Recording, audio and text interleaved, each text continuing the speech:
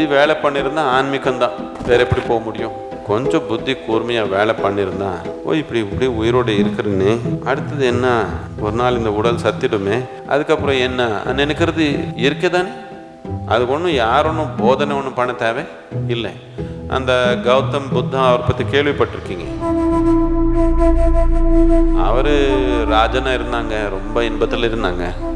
ஒரே ஒரு நாள் ஒரே ஒரு நோயாள், ஒரே ஒரு வயசான மனிதன், ஒரே ஒரு இறந்த உடல் பார்த்தாங்க.